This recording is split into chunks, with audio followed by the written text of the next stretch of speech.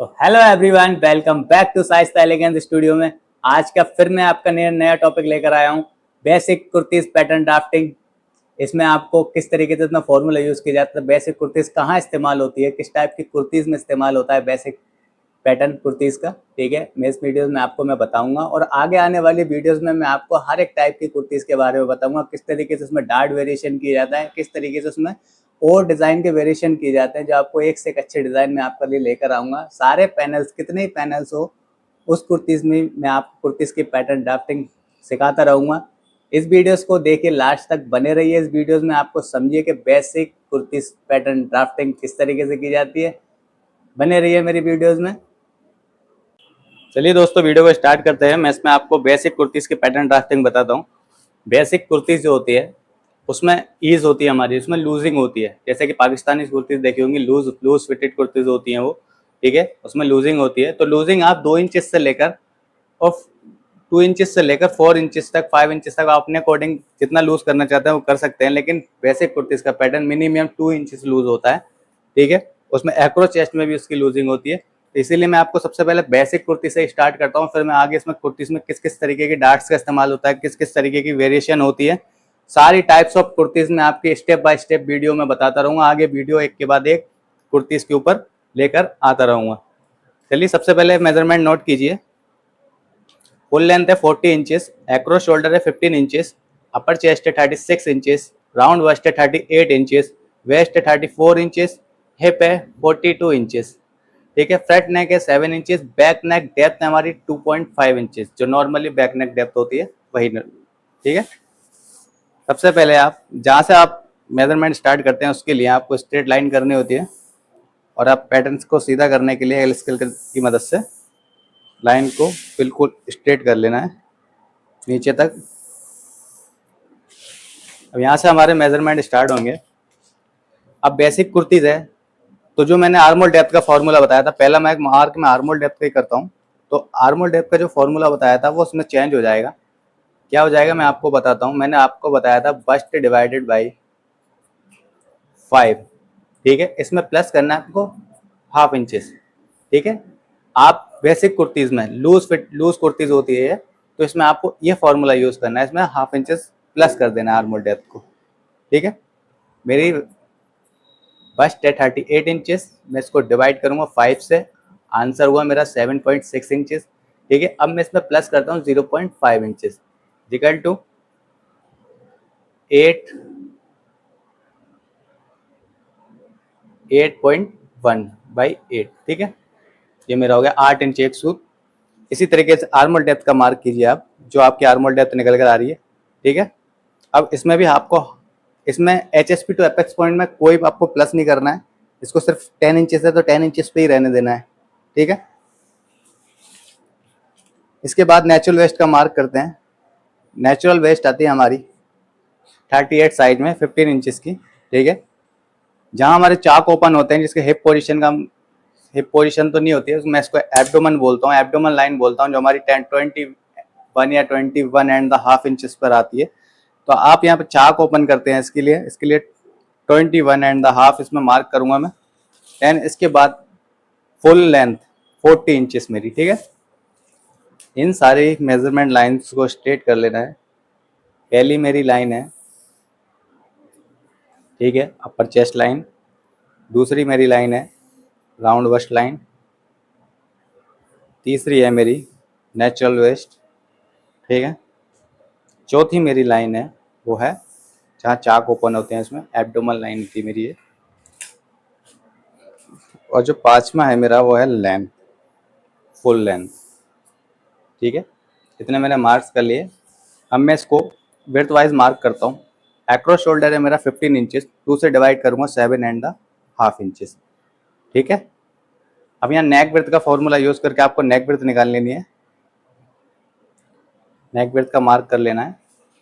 सारे फॉर्मूलाज मैंने और वीडियोस में दे रखे हैं, आप देख लीजिएगा।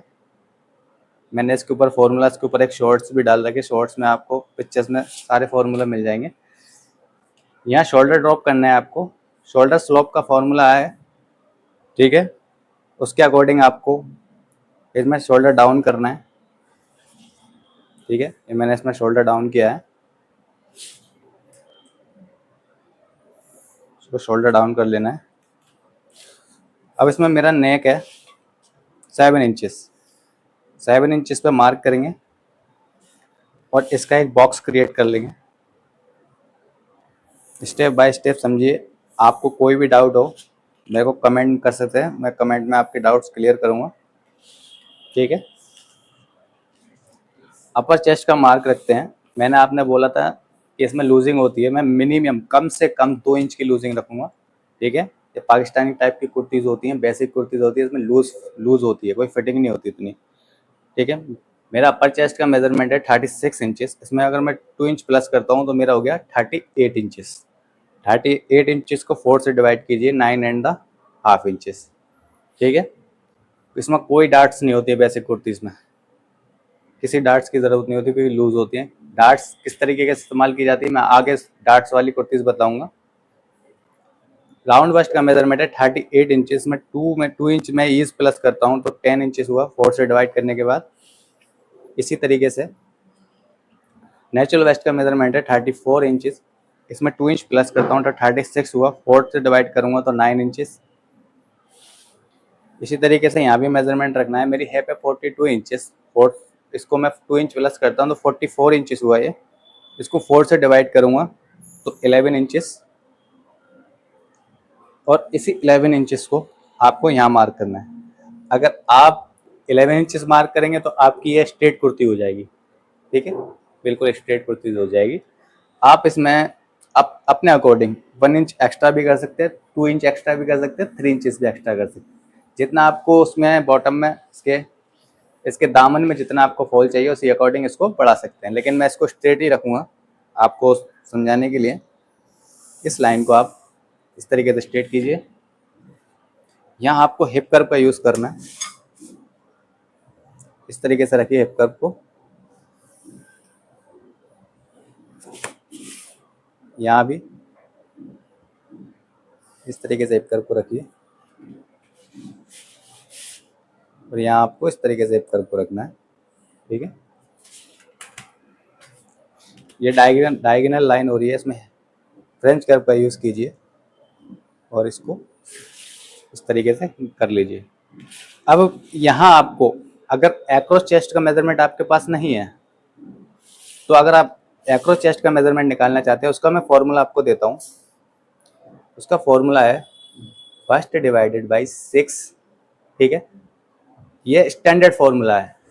अगर आप कुर्तीज़ बना रहे हैं, आप कोई भी कुर्तीज़ बना रहे हैं तो उसमें बस्ट को 6 से डिवाइड कीजिएगा। लूज कुर्तीज़ बता रहे हैं या कुर्तीज़ कोई भी हो, स्टैंडर्ड फॉर्मूला इसलिए है क्योंकि स्टैंडर्ड में बहुत ज़्यादा फिटेड होती है, एकदम बिल्कुल चिपका हुआ होता है, तो ये उसका फॉर्मूला है। इसमें आपको 0.5 इंचेस प्लस कर देना है, ठीक है। ये इसमें आप ये है एक्रोस चेस्ट का फॉर्मूला, ठीक है। अब हमारी बस्ट है 38 इंचेस, 6 से डिवाइड करेंगे, 38 इंचेस डिवाइडेड बाई 6, आंसर है मेरा 6.3 इंचेस। अब इसमें प्लस करना है 0.5 इंचेस, तो टोटल मेरा आंसर हुआ 6.8 इंचेस, यानी कि 6/3/4 इंचेस, ठीक है। 6 एंड द 3/4 इंचेस ऐसे ही सब बोलते हैं, 6.25 इंच। इस तरीके से आप 6.25 इंच को यहाँ मार्क कर लीजिए। फ्रेंच कर्व का यूज़ कीजिए। अब मैंने फ्रेंच कर्व को इस तरीके से क्यों नहीं रखा, अगर मैं इस तरीके से फ्रेंच कर्व को रखता तो पहले मैं आपको आर्मोल कर्व देकर बताता हूँ आपको।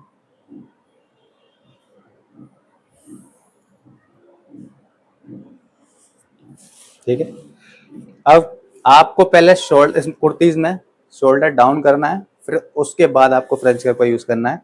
अगर आप इसमें पहले फ्रेंच कर्व का यूज़ करेंगे तो इसका शोल्डर आप देख सकते हैं हाफ इंचेस माइनस हो जाएगा, हाफ इंच इधर तो हाफ इंचेस उधर, 1 इंचेस टोटल माइनस हो जाएगा। तो स्लीव हमारी जो है वो कैप के जो हमारे शोल्डर टिप के ऊपर चढ़ जाती है, तो इसलिए इसका इस्तेमाल कीजिएगा। इसके बाद आपको अपने अकॉर्डिंग फ्रंट नेक देना है, मैं इसमें राउंड नेक लेता हूँ, ठीक है। अब सबसे बड़ी आपकी एक बात आती है कि आपके जो फैब्रिक के अकॉर्डिंग, कपड़े के अकॉर्डिंग आपकी कभी कभी साइड स्लिट लटक जाती है, साइड हमारी लटक जाती है, तो वो कभी नहीं लटके। मैंने पहले भी बताया था सेंटर फ्रंट के अकॉर्डिंग जो हमारी साइड सीम लाइन होती है, साइड सीम में जो मेजरमेंट जाता है वो हमेशा कर्व में जाता है। तो इसी तरीके से उसका ध्यान रखते हुए हिप कर्व का यूज़ करेंगे और इसको भी साइड सीम के अकॉर्डिंग अप कर लेंगे। ठीक है, मैं ब्लाउज में भी अप करता हूँ, मैं कुर्तीज़ में भी अप करूँगा, क्योंकि इसमें साइड स्लिट भी लटक जाती है सेंटर फ्रंट के अकॉर्डिंग।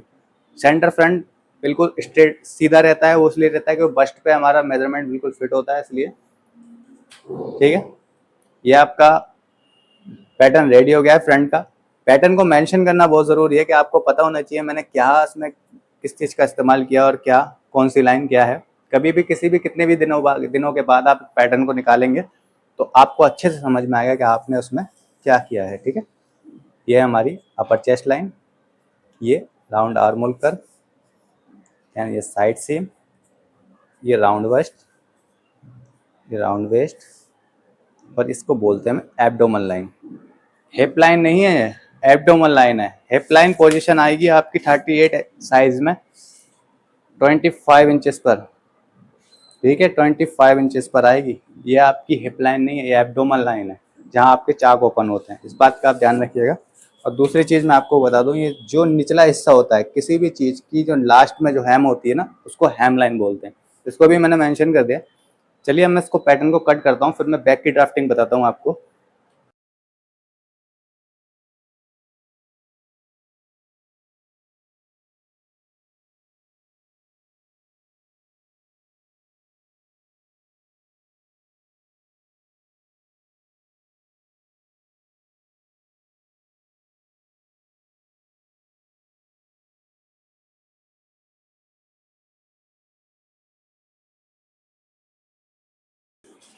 ये देखिए आप, ये आपका फ्रंट का पैटर्न रेडी हो गया है। ठीक है, अब इसमें आपको सबसे पहले बात है, आपको ऑन फोल्ड का मार्क लगाना है, जो मैं रह गया था मेरा, उसको पूरी तरीके से मेंशन करना रह गया था, ऑन फोल्ड। और इसमें आपको लेंथ भी मेंशन कर देना है, ये आपको पता होना चाहिए कि पैटर्न की लेंथ कितनी थी।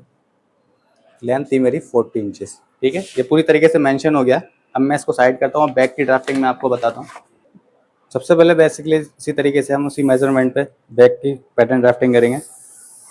लाइन को उसी तरीके से मेजरमेंट स्टार्ट करने से पहले स्ट्रेट कर लेना ज़रूरी है। ठीक है,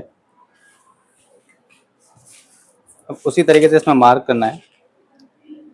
उससे पहले मैं आपको एक चीज़ बता दूं कि फ्रंट के अकॉर्डिंग बैक हमारी बड़ी होती है। ठीक है, स्मॉल साइज, इसमें स्मॉल से लेकर, जैसे कि मेरा 32 साइज से लेकर और आपका 42 साइज तक इस बैक हमारी 3/4 इंचेस बड़ी रहती है। ठीक है, पौन इंच। जहाँ से 42 से जो आगे साइज स्टार्ट होते हैं, 44, 46, 48, 45, इसमें 1 इंचेस से लेकर 1.2 इंचेस तक बैक हमारी बड़ी होती है। ठीक है, किस तरीके से बैक, किस तरीके से बैक को फ्रंट के अकॉर्डिंग बड़ा रखते हैं वो भी मैं आपको बताऊंगा। सबसे पहले मैं इसमें पौन इंच बैक को बड़ा रखूंगा।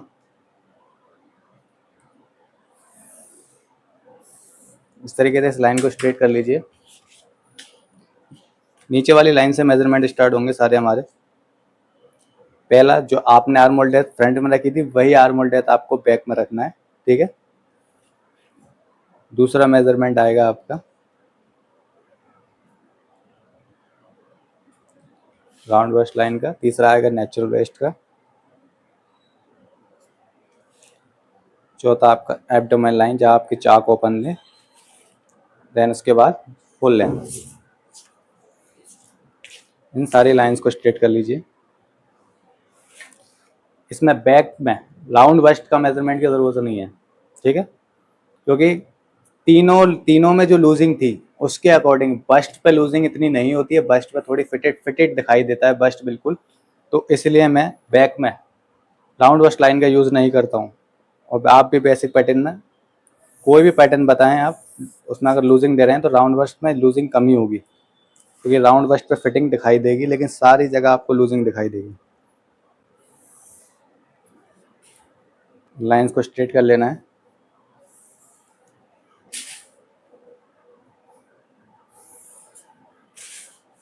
ठीक है, आपको सबसे पहले नेक विड्थ का मार्क करना है। इसके बाद मेरा शोल्डर है 15 इंचेस, 2 से डिवाइड करेंगे 7.5 इंचेस। ठीक है, इसको इस तरीके से स्ट्रेट करना है। यहाँ आपको शोल्डर स्लोप का मार्क करना है फॉर्मूलाज के अकॉर्डिंग, ठीक है। इस तरीके से आपको शोल्डर डाउन करना है। मेरी जो बैक नेक डेप्थ थी वो थी 2.5 इंचेस, ठीक है।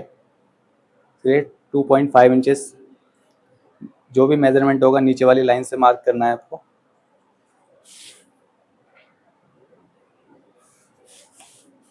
ये हमारा बेसिक नेक होता है, नॉर्मल नेक होता है, ठीक है। इस तरीके से इसमें फ्रेंच कर्व को रखना है।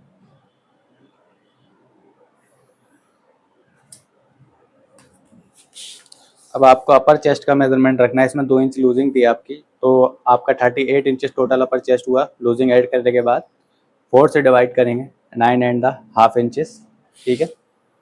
नेचुरल वेस्ट पे मेजरमेंट था हमारा 34 इंच था, इसमें 2 इंच की हमने लूजिंग ऐड की थी, तो आपका 36 इंचेस हुआ। 4 से डिवाइड करने के बाद आपका 9 इंचेस, ठीक है। इसी तरीके से आपका हिप का मेजरमेंट 42 इंचेस था, उसमें आपने 2 इंचेस ऐड प्लस की थी, ईज प्लस की थी लूजिंग, तो 44 हो गया था। उसको 4 से डिवाइड करेंगे, 11 इंचेस, ठीक है। मैंने आपको बताया था मैं स्ट्रेट में बना रहा हूँ, तो इसमें 11 इंचेस भी यहाँ रख दूंगा। और इसको आप इस लाइन को आप स्ट्रेट कर लीजिए, ठीक है। उसी तरीके से आप हिप कर्व का यूज़ कीजिए।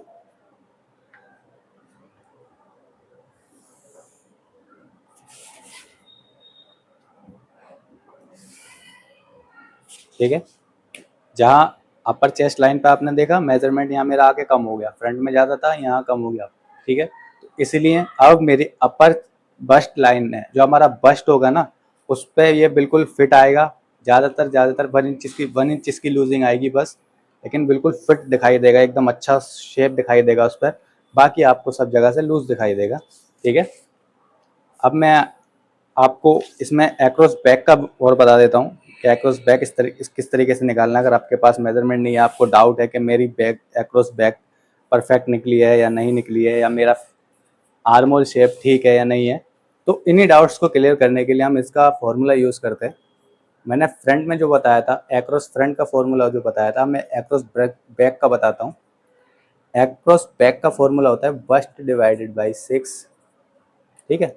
अब आपने उसमें 0.5 इंचेस प्लस किया था, इसमें आपको 1.25 इंचेस प्लस करना है, यानी कि 1.25 इंच प्लस करना है। फ्रंट के अकॉर्डिंग बैक नॉर्मल साइजेस में, जो हमारे स्मॉल साइजेस में हाफ इंच का फ़र्क होता है, ठीक है। जो हमारा मीडियम साइज आ गया 38 मीडियम साइज होता है, इसमें 1 इंच का फ़र्क होता है एक्रोस चेस्ट के अकॉर्डिंग एक्रोस बैक में, ठीक है। और बड़े साइजेस में आपका 1 इंच से लेकर 1.25 इंचेस तक का फ़र्क होता है, ठीक है। तो आप इस बात का भी ध्यान रखिएगा। कोई भी डाउट हो आप मेरे से कमेंट में क्लियर कर लीजिएगा। यहाँ आप निकाल लीजिए 38 डिवाइडेड बाई 6। अब इसमें प्लस करना है आपको 1.25 इंचेस। मेरा टोटल आंसर होता है 7/8, 7/6, ठीक है। यहाँ इसी तरीके से मैं 7/6 यहाँ मार्क करता हूँ। फ्रेंच कर्व का यूज़ करूँगा और इसको शेप दे दूँगा, ठीक। इस तरीके से मेरा बैक का आर्मोल कर्व दिखाई देगा आपको। अब जैसे कि मैंने हैम में कर्व दिया था, हैम लाइन में जो मेरी स्लिट नाल लटके इसलिए, उसी तरीके से इसमें भी कर्व दे देता हूँ। और पूरे पैटर्न को मेंशन करना बहुत ज़रूरी है। पहले मैं इसको मेंशन कर रहा हूँ, हाई शोल्डर पॉइंट, ठीक है, back neck line, upper chest sorry ji across back line, ठीक है, ये अपर चेस्ट लाइन, ये है मेरी राउंड वेस्ट, ये है मेरा एब्डोमन लाइन, इसको आप हिप लाइन नहीं बोल सकते, मैंने पहले ही बताया था। और ये है मेरी हैम लाइन। पैटर्न आपका कोई भी रोल दिखा रहा है, आप जिस पोजीशन पे जो लाइन आती है आप उसी लाइन को बोलिए। सिर्फ आपको पता होना चाहिए मैं इस लाइन का यूज़ क्यों कर रहा हूँ, क्योंकि मुझे यहाँ स्लिट ओपन करनी है, तो इसको आप ज़रूरी नहीं है हिप लाइन बोलें, बिल्कुल नहीं। आप अपने आप को स्टैंडर्ड तरीके से रखिए। एकदम प्रोफेशनल तरीके से। बाकी पैटर्न कुछ भी कहता है वो आप सब जानते ही हैं। ये मेरा पैटर्न क्लियर हो गया। इसको ही मैं कटिंग कर लेता हूँ। इससे पहले मैं आपको एक चीज़ और बता दूँ, मेरा पैटर्न ये ऑन फोल्ड में है। ऑन फोल्ड का मार्क करना ज़रूरी है। ये जो लाइन का शाइन होता है ये आपको ऑन फोल्ड दर्शाता है कि ये ऑन फोल्ड में पैटर्न है। फुल लेंथ भी मार्क करना इसमें बहुत ज़रूरी है। ठीक है, फुल लेंथ है मेरी 40 इंचज़। मैंने आपको इसमें पौन इंच इस तरीके से मार्क करके बताया, लेकिन ये जो मैंने पौन इंच आपको इस तरीके से बढ़ाया है, 3/4 इंचेस जो बैक बढ़ाई है, स्टैंडर्ड मेथड में ये इस तरीके से नहीं बढ़ती है।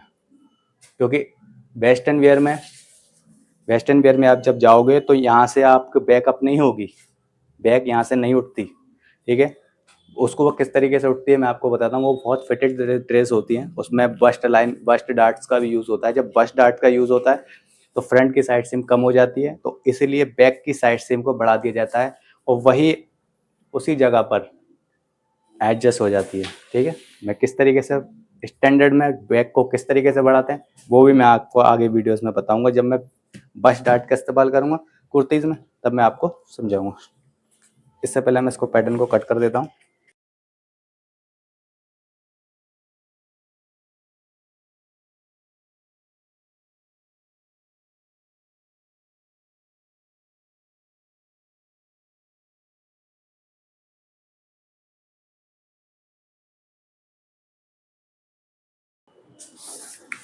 चलिए आप देख सकते हैं ये मेरा फ्रंट का पैटर्न है और ये मेरा बैक का पैटर्न है। ठीक है, दोनों पैटर्न आपने देख लिए, किस तरीके से इसकी ड्राफ्टिंग की थी ये भी आपने देख ली। ठीक है, आप भी इस मेथड से बनाकर देखिए और मैं भी आपको दिखाऊंगा कि किस तरीके से फिटिंग आती है। आगे वीडियोस में लेता रहूँगा और टाइप्स की कुर्तीज़ होती हैं, सारी टाइप्स की कुर्तीज़ मैं आपको लेकर आऊँगा। किस कुर्तीज़ में कैसे डार्ट्स का इस्तेमाल करते हैं, कैसे वेरिएशन करते हैं। पैनल्स वाली भी कुर्तीज़ होती हैं, आप जितने पैनल कहेंगे आप पैटर्न ड्राफ्टिंग में आपको बता सकता हूँ। ठीक है, इस वीडियो को शेयर कीजिए, जिन लोगों को इस सीखने की ज़रूरत है उन लोगों तक पहुँचाइए। आप भी इस चैनल को सब्सक्राइब कीजिए, बने रहिए मेरे चैनल पर। वीडियो पसंद आई वीडियो को बिल्कुल लाइक कीजिए। Thanks for watching.